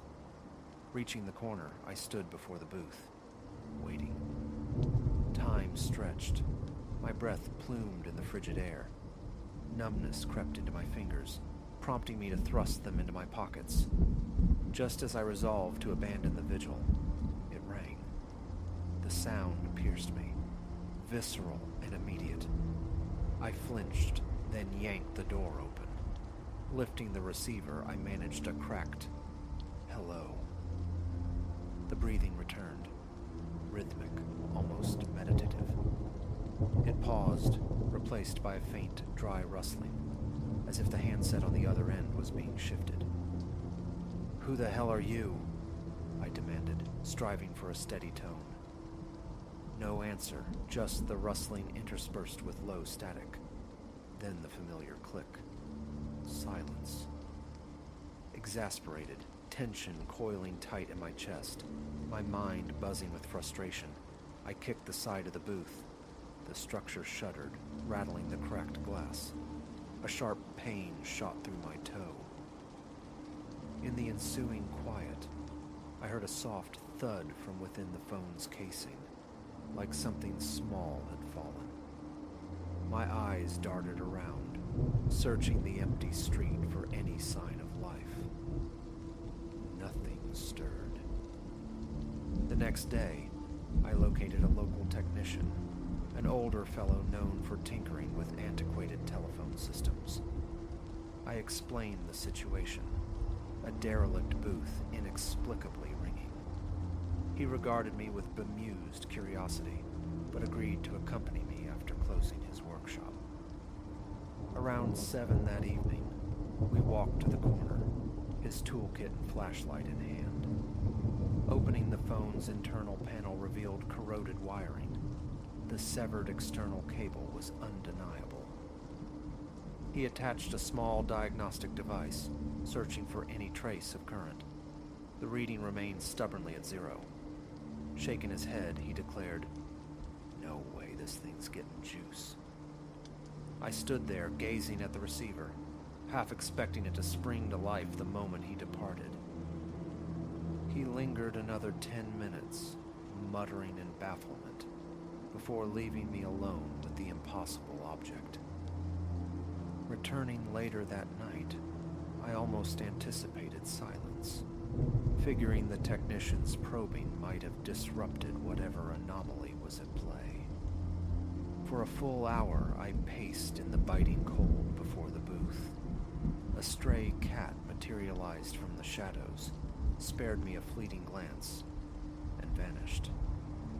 The distant rumble of a truck on the main road momentarily swept the sidewalk with its headlights. Otherwise, stillness reigned. Relief began to bloom, a tentative hope that the calls had ceased. Then, precisely as I turned to leave, it rang. That same loud, echoing summons on the vacant street. A leaden weight settled in my gut. Stepping inside, I jerked the receiver off its cradle, pressing it hard against my ear. This time, I remained silent, listening intently. My heart pounded relentlessly. At first, only quiet. Then, a faint, hesitant inhalation, as if the entity on the other end felt a flicker of nervousness. "I know this phone is disconnected," I said, my voice low but firm. "How are you calling me?" A pause ensued, followed by the return of the breathing, growing louder now. My hand trembled visibly where it gripped the cold plastic. The metal cord felt icy against my wrist. My mind raced, conjuring images of hidden pranksters with cell phones, yet the street remained stubbornly empty. The booth felt like a sealed container, amplifying my isolation. "Why don't you talk?" My voice was tremulous. Another pause. Then came a sound resembling a low grunt, guttural and unsettling. It sent a fresh wave of chills down my spine. Perspiration slicked my forehead again. "Tell me what you want," I demanded, my voice rising.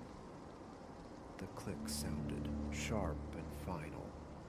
The line went dead. My breath escaped in ragged gasps. My pulse throbbed in my temples. I stared at the inert receiver in my hand. Stepping out of the booth, I scanned the surroundings once more. Vacant. A few streetlights flickered fitfully. My legs felt leaden, drained. I plodded home, the pervasive cold seeping into my bones.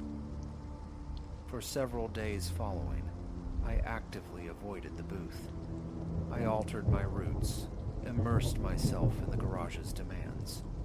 My sleep marginally improved, yet the calls lingered at the edge of my thoughts. The severed cable, the town's veiled apprehension, the profound silence punctuated by inexplicable rings. It remained an unsolved equation.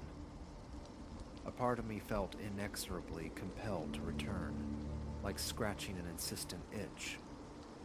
Another, wiser part urged me to forget I'd ever answered that phantom phone. Nearly a week passed in relative peace. Then, late on a Saturday night, lying in the liminal space between wakefulness and sleep, I heard it, or swore I did. That distinct ring, echoing not on the street, but inside my own head. I sat bolt upright, heart hammering. Imagination, I told myself fiercely, but the conviction wouldn't fade. Pulling on clothes, lacing my boots, I half ran out into the frigid darkness. Midnight again. Reaching the corner, I saw the booth silhouetted beneath the faltering streetlight. Silence held for a few heartbeats. Then it rang. Sharp, piercing, real. My hands shook as I forced myself towards it, compelled one last time. Inside, I lifted the receiver. The breathing was there, soft initially, then gaining substance. I closed my eyes briefly, gathering myself. "Why do you keep calling here?" My voice was taut with strain. The respiration slowed, as if in consideration. "I can't keep coming here," I stated, my throat constricting. "What do you want from me?" The line held only that rhythmic breath. Then slowly, it began to recede, fading as though the caller were drawing away from their instrument. I clenched my fist around the receiver until my knuckles ached. "I'm done," I whispered, the words tasting like finality. "I'm done answering." I placed the handset firmly back onto its hook and stepped out of the booth. My thoughts felt disordered, fragmented, but a core certainty resonated through my body. This pursuit had to end. Whatever phenomenon haunted this corner, it lay beyond my capacity to mend or comprehend. I turned and walked away, deliberately not looking back. The night air was sharp, my breath pluming white before me. I headed home, heart still pounding, yet overlaid with a surprising sense of release. That broken telephone, that impossible connection, would no longer dictate my nights. If it rang, let it ring into the void. I had nothing more to offer it. Answers regarding the booth remain elusive. I never discovered the source, the identity, the nature of what resided on the other end of that deadline. Townsfolk still occasionally cast curious glances my way. Perhaps they harbor knowledge they refuse to share. Perhaps they are as equally adrift in the mystery as I am. But I've made my peace with unknowing. I will not stand vigil on that cold corner again, chasing whispers from a silent receiver. Should that ring ever pierce the night air while I'm near, I will continue on my way. It's a matter of preserving sanity. If something defies logic, it exists outside my sphere of responsibility. Let the phone ring. I won't be picking up.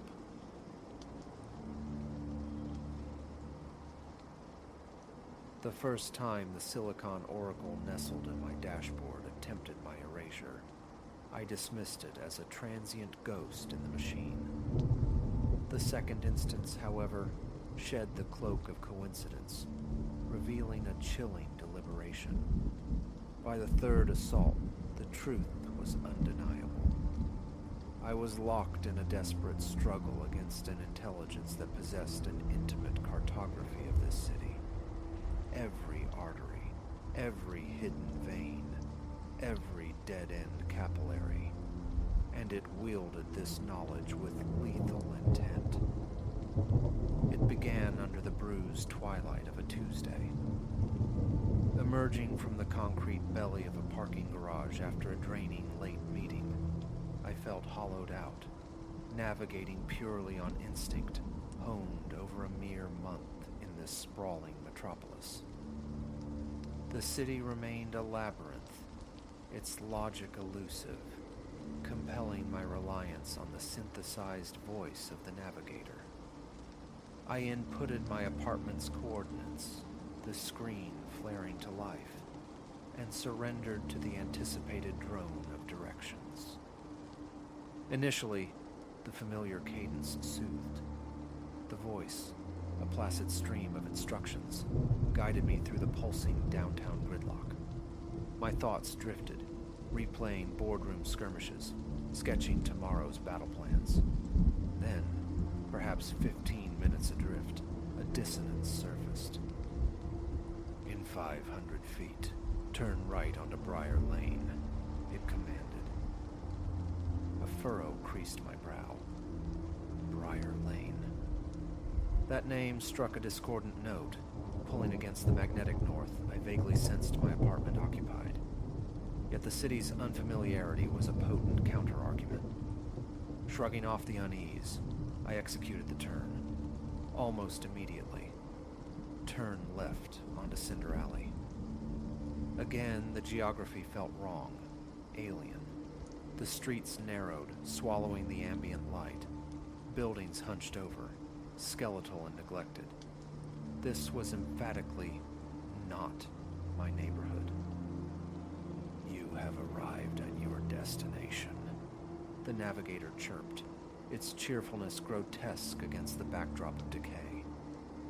I scanned the desolate panorama, a blind alley hemmed in by derelict warehouses, breathing dust and shadow. It was the absolute antithesis of my brightly lit apartment complex.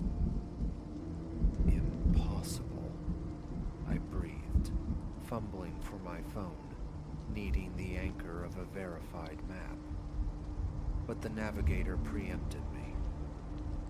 Recalculating route, it announced, a subtle, almost smug inflection coloring the synthesized tone. Simultaneously, a heavy clunk echoed through the cabin as the door locks engaged. The engine note deepened, a predatory growl, and the car surged forward under its own volition, accelerating violently down the narrow passage. Sheer panic clawed at my throat. Control was utterly lost. My hands wrestled uselessly with the unresponsive steering wheel. My foot hammered a dead brake pedal. The navigator was driving. "In 100 feet, turn right," it instructed, its voice unnervingly calm as we hurtled towards the unforgiving brick terminus of the alley. My breath hitched. Collision seemed inevitable.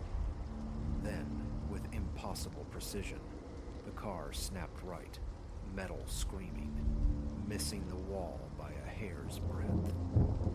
My heart hammered against my ribs like a trapped bird. What infernal logic governed this? For the ensuing 20 minutes, I was a prisoner on a terrifying tour, orchestrated by a deranged machine. Red lights became invitations, sidewalks optional thoroughfares. We danced with oncoming traffic, near misses punctuated by the navigator's serene directives, as if this chaotic ballet were merely an optimized commute. Then, as abruptly as it began, the madness ceased. The car glided to the curb. The engine died. The locks disengaged. Silence descended, thick and suffocating. I sat, trembling violently, for an eternity. When I finally dared to glance at the screen, it displayed my correct home address, placid and innocent, erasing the preceding nightmare. That night I drove manually, my knuckles white on the wheel, the city lights blurring through a film of fear. A glitch, I told myself.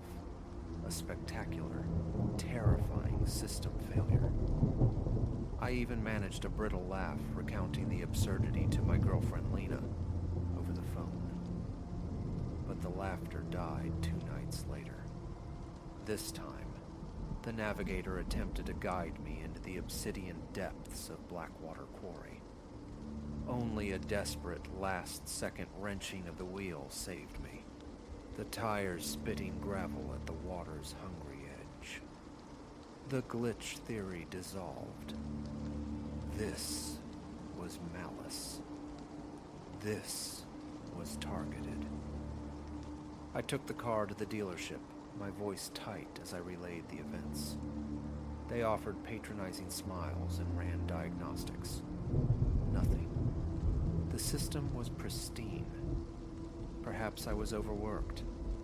Maybe I'd briefly nodded off. Their disbelief was a palpable dismissal. I knew they thought I was inventing demons. The following week became a cartographic struggle.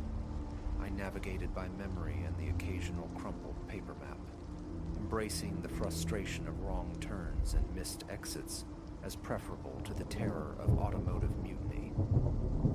Then came the storm. Rain fell in solid, blinding sheets, rendering the world a smear of gray and neon. Visibility plunged to near zero. Lena needed picking up from the airport, a journey impossible without electronic guidance. With profound reluctance, I reactivated the navigator. For the first half of the trip, an unnerving normalcy prevailed. The voice guided me through the slick, complex weave of highways. A fragile tendril of relaxation began to unfurl within me. Perhaps the previous incidents were anomalies, technological hiccups now resolved. We were approaching the airport vicinity when the voice returned, altered. Hazard detected ahead. Infrastructure failure. Rerouting. Ice formed in my veins. My grip tightened on the wheel. Through the deluge, I saw no flashing lights, no sign of disruption, though the viscous rain obscured certainty. Turn left in 500 feet, it instructed. Hesitation warred with the implanted urgency. The indicated turn led off the main highway onto an unfamiliar secondary road, but an infrastructure failure. Reluctantly, I veered left. The new road, Serpent's Coil Road, lived up to its name. Narrow, twisting, flanked by dense, dripping forest that pressed close, consuming the light. Rain hammered the windshield, the wipers battling to loosen war. In 1 mile, turn right, the navigator intoned. I squinted into the liquid gloom. Ahead lay only an unbroken wall of sodden foliage.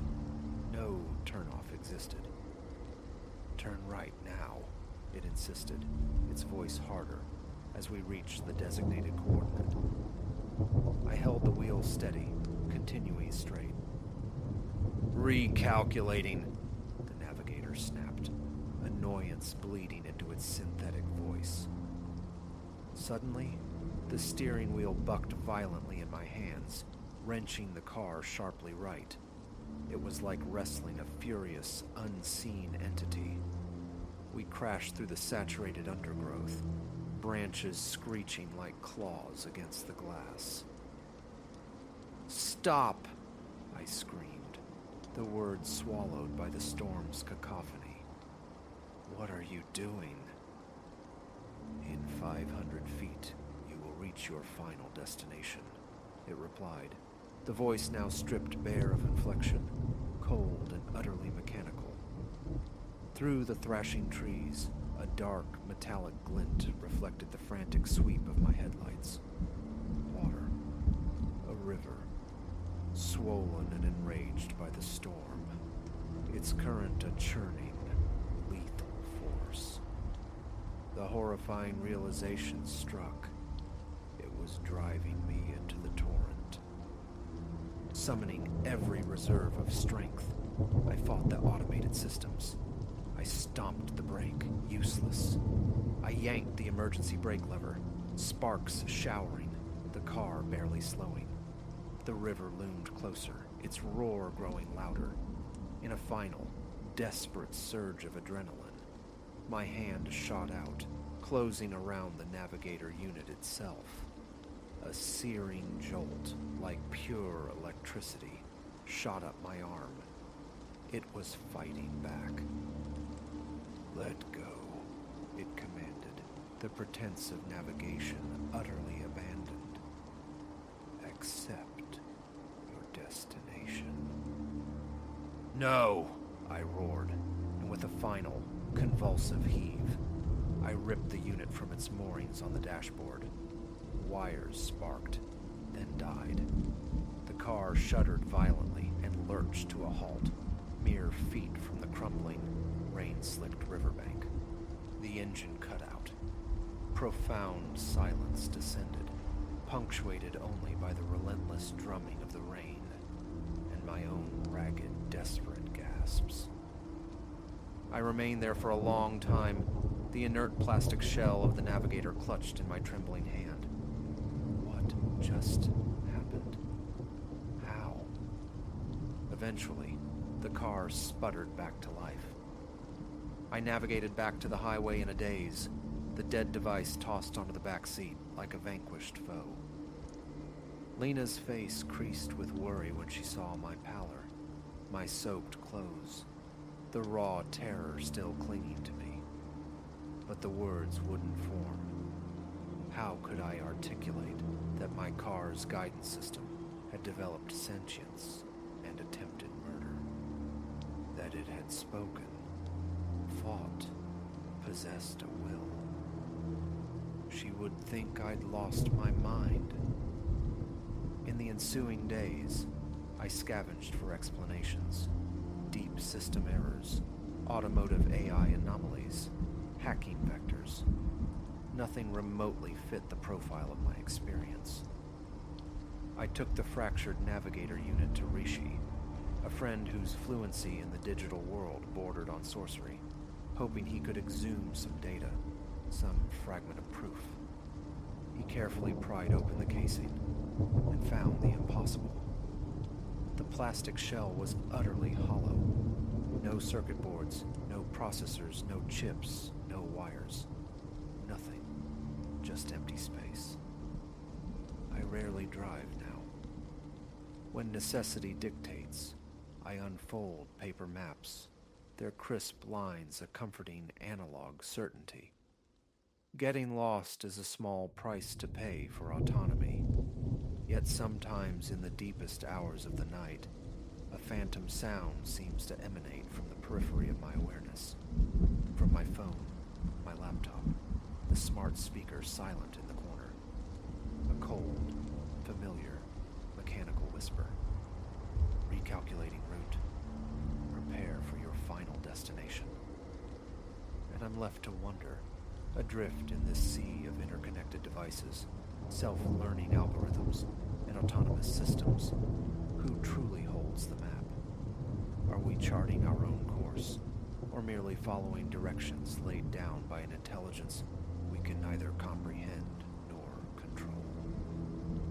One truth resonates. I will never again blindly trust the offered path, because the fastest route is not always the path to survival, and the final destination announced might be one you desperately wish to avoid.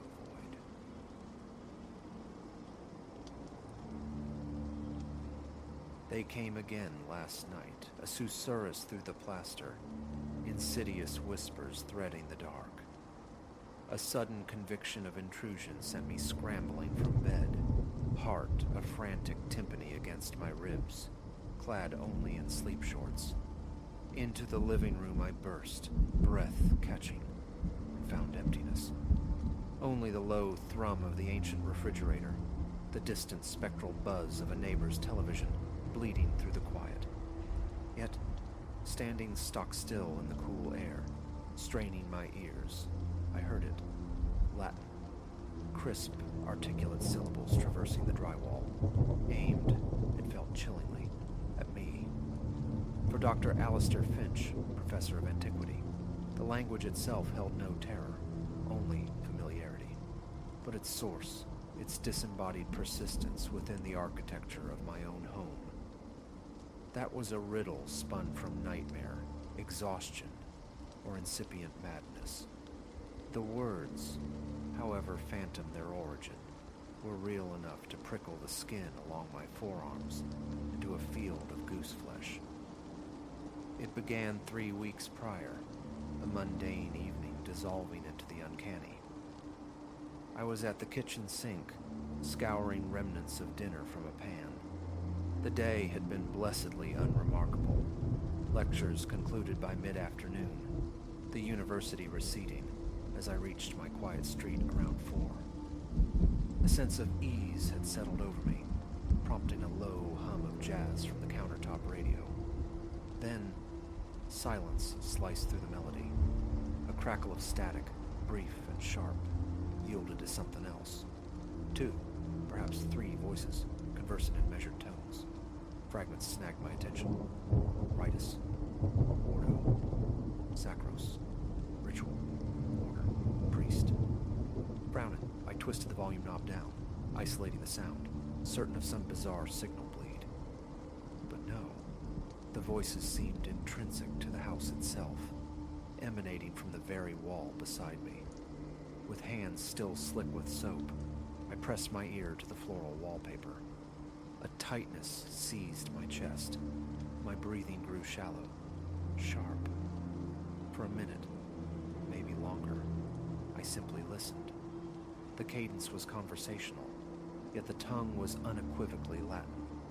Snippets surfaced about an imminent ceremony, the necessity of a new officiant, names that echoed dimly from Roman myth or history. My grasp, though decent, fractured under the sheer impossibility of the moment. Stepping back, I dried my hands on a towel, mind scrabbling for purchase on logic. A neighbor's shortwave receiver, perhaps, tuned to some obscure Vatican broadcast. I tried to dismiss it, but the insistent throb in my neck betrayed a deeper disquiet. Finishing the dishes mechanically, I retreated to the sofa, the silence now feeling thin, precarious. Sleep became a contested territory that night. My thoughts, frantic moths, battered against the walls of reason, circling back to those impossible voices. Living alone offered no corroboration, no shared glance of disbelief. 5 times at least, I checked the locks on the door, the latches on the windows, all secure.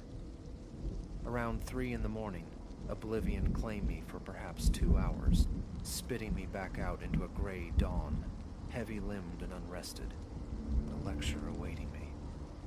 Roman religious rites, a cosmic jest I was too weary to appreciate. Campus felt like a refuge, albeit a fragile one. Fortified by bitter coffee, I attempted to marshal my thoughts for the lecture, but the syllables ordo and sardos reverberated, phantom echoes from my own wall.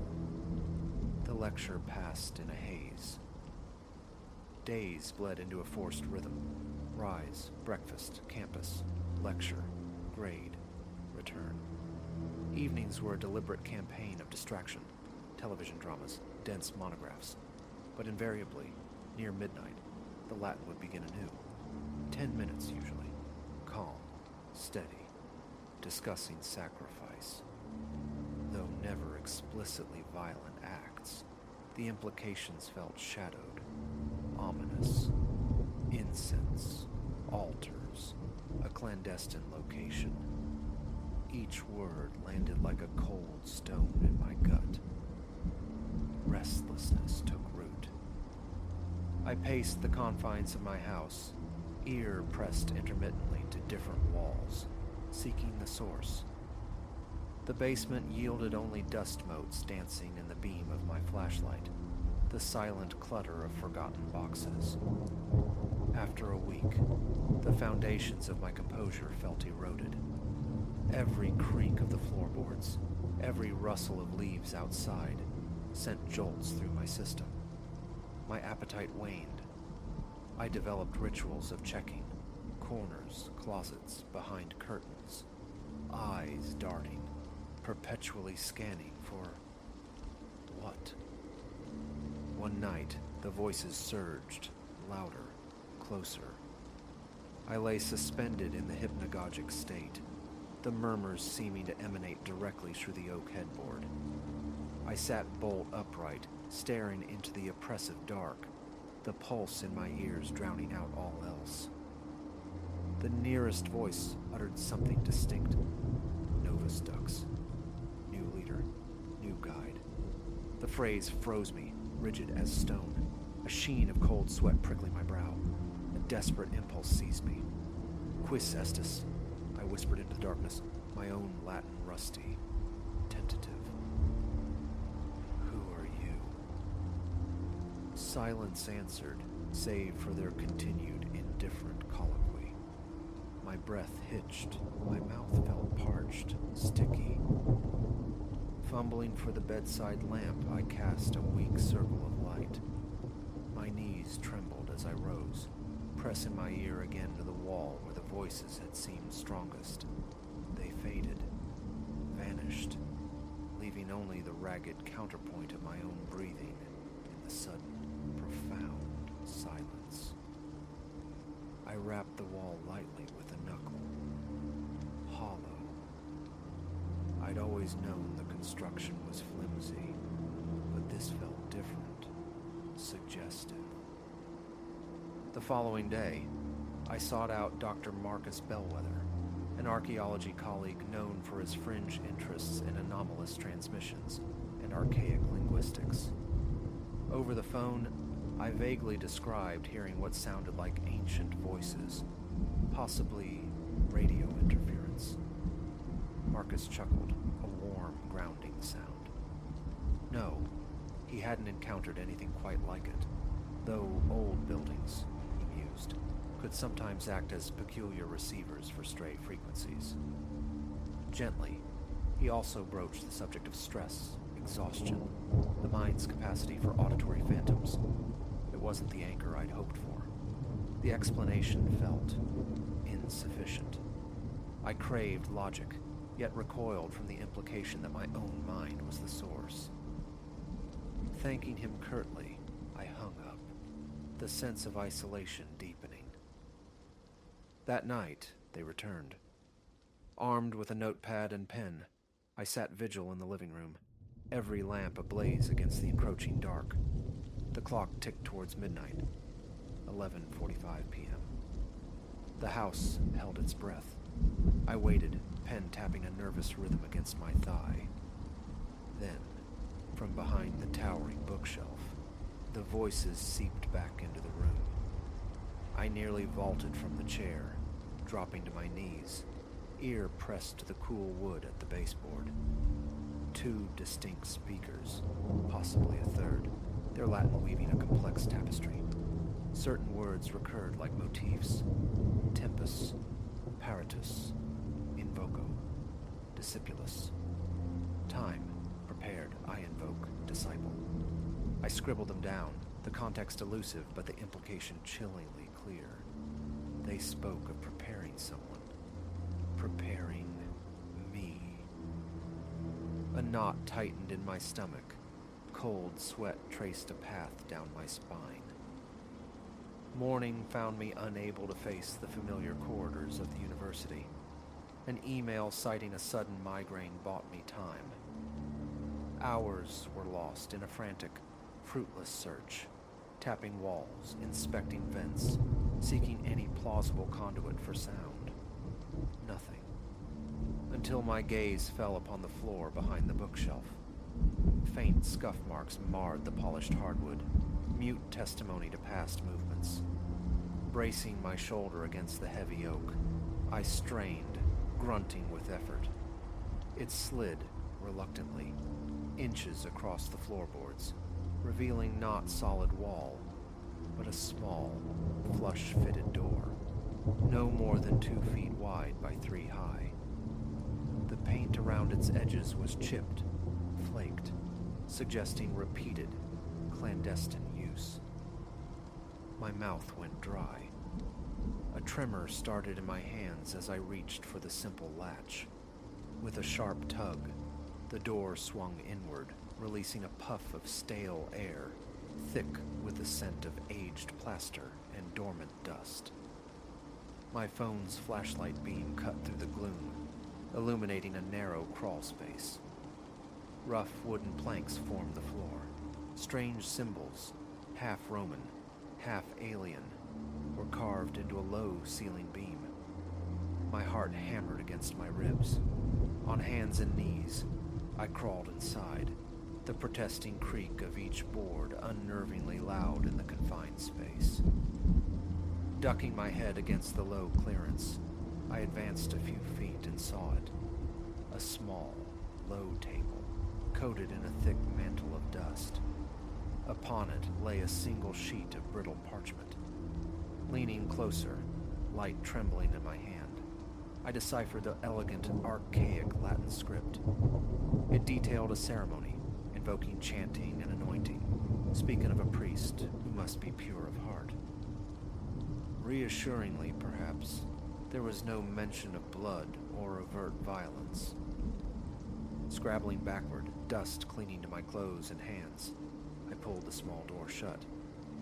My mind buzzed, a hive of disbelief and dawning horror. Someone, previous occupant, someone older still, had utilized this hidden pocket of the house for study, for ritual. A strange, unnerving curiosity warred with my fear. The rest of the day was spent cloistered in my study, poring over the text. It felt genuinely ancient, referencing a Roman rite whispered to have survived in secret, perpetuated by a sect I'd only encountered in obscure footnotes, dismissed as scholarly myth. The parchment spoke of a cycle, recurring across spans of years, culminating in the selection of a new officiant. That evening, the phenomena escalated. The voices commenced earlier, around 10, their murmurs seeming to descend from above. A palpable chill permeated the living room air as I sat amidst my scattered notes. Then, distinctly, footsteps pacing the floor overhead. Impossible. I was alone. The Latin whispers now echoed from the ceiling itself. Words like Eustace. Right. Just an inditio. To declare. Indicate. Repeated with liturgical insistence. My throat constricted. Goose flesh rippled across my skin. Gripping my phone like a talisman, one hand unsteady on the banister, I ascended the stairs. The voices grew clearer on the landing, coalescing towards the spare bedroom, a room I rarely entered. Its door stood closed. Heart pounding, hand trembling on the cool brass knob, I pushed it open, simultaneously flicking the light switch. Silence crashed down. The room was starkly empty. A bare bed frame, a dusty desk cluttered with old papers. A long, shuddering breath escaped me, my ears ringing with adrenaline's echo. It felt orchestrated, as if I were being deliberately guided, moved like a pawn through the spaces of my own home. Drawn to the desk, I rifled through the drawers. Beneath yellowed receipts and dried inkwells, I found a slim volume, a dusty Latin lexicon, and a small, black, leather-bound notebook. Flipping it open, I discovered pages filled with notes, also in Latin. Ritualistic injunctions, cryptic dates, details aligning with the parchment sect. My mind pulsed with a tension headache. A tingling numbness spread through my fingers. The notes spoke of preparing the locus, the place, for the next officiant, ensuring the house itself was consecrated. They described a lineage, a hidden tradition awaiting its continuation. Then, the final line, stark against the aged paper. Qui praeteritum docet, futurum ducet. He who teaches the past will guide the future. My legs felt suddenly weak. Professor of ancient history. My breath came in ragged gasps. That night, the sofa became my refuge, the glare of lamps a futile shield against the encroaching dread. Sleep was fleeting, shallow. Around 3 a.m., the whispering resumed, insidious tendrils reaching through the walls. A single voice now, repeating a concise phrase, less conversation than command. It instructed me, unequivocally, to return to the crawl space. Eyes burning with fatigue, a sense of being utterly cornered propelled me upright. Shoving the bookshelf aside felt heavier this time, the act imbued with grim significance. Crawling back into the dusty confines, I found the small table altered, or perhaps my previous inspection had been incomplete. A new parchment lay beside the first, a list. Items required for a ceremony, tall candles, a basin of water, a simple robe, a small metal emblem fashioned in the likeness of an ancient temple. My hand shook as I held the brittle sheet, questions swarming. Who placed it here? How? When? The pulse hammered in my ears, flushing my face with heat. Emerging, I slumped against the wall, limbs trembling, wiping perspiration from my brow. This transcended coincidence, transcended residual echoes of the past. This was active, intentional. Something was meticulously orchestrating my induction as the next officiant. Revulsion warred with a perverse, scholarly fascination. I wanted no part of it, yet the house, the voices, the texts, they formed a current, pulling me inexorably forward. For several days, I fought back with normalcy, taught lectures on the Pax Romana with forced conviction, graded essays on Hadrian's Wall, pretended the foundations of my reality weren't crumbling. But each night, the voices intensified, growing more insistent. Sometimes, chillingly, they seem to weave my own name, Alistair, into their Latinate cadence. They urged me to gather the items, repeating the instructions like a litany. Procure the candles, the water, the emblem. My pulse leaped at every mention of the Novus Officiant. One evening, worn down, desperate for either cessation or clarity, I yielded. Tall white candles were acquired from a corner shop, a plain steel bowl filled from my kitchen tap, a simple dark robe unearthed from the back of my wardrobe. The emblem presented a problem until I recalled a novelty replica of a Roman temple gathering dust on my university office shelf. A forgotten gift.